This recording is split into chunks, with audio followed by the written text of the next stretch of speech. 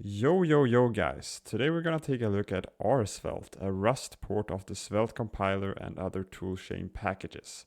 Why did someone decide to port this to Rust? Well, the original Svelte compiler is written in JavaScript, which as you might know is not the most highly performant language on earth. Recently there has been great efforts in the ecosystem to move to more higher performance languages. TypeScript 7 was recently released, which is based on TSGO and Golang, and Rolldown is the Rust-powered bundler that we now use in V8 to bundle your web applications. Another great project that came out of the same people that wrote Rolldown is OXC, a collection of high-performance JS tools in Rust.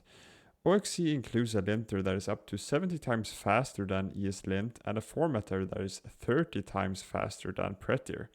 So wouldn't it be great if we could leverage these tools and speeds for Svelte as well? Sadly, Svelte is its own beast with its own syntax, and that is what rsvelte aspires to solve, by parsing Svelte into a format that OXC can understand.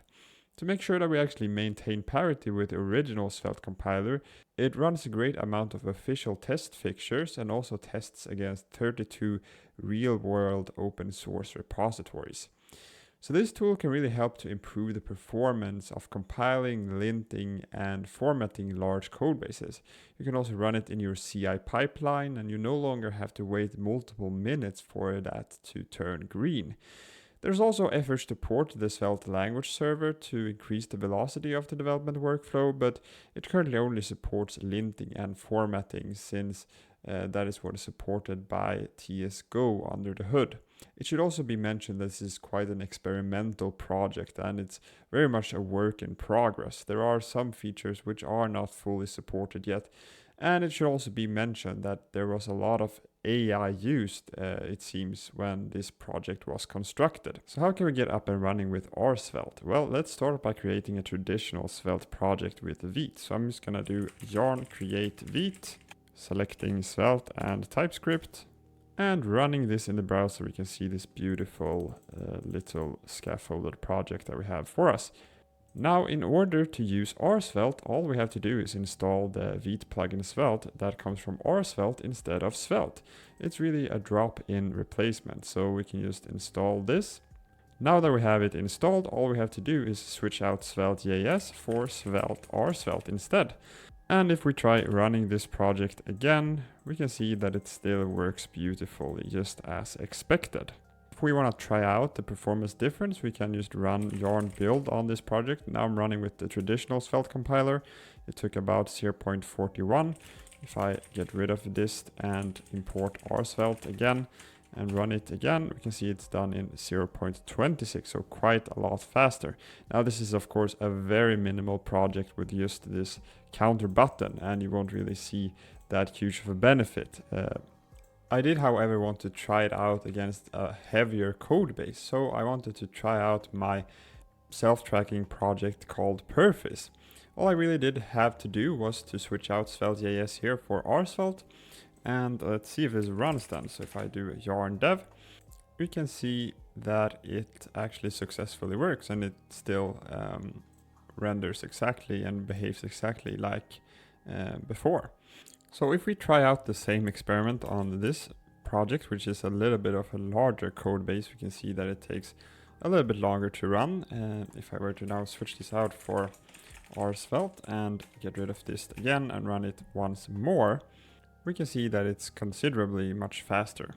Now you might be wondering how you can set this up for your SvelteKit project, which is a bit different. If we take a look inside of vite.config, we can see that we're actually using the SvelteKit Vite plugin instead of a Vite plugin Svelte.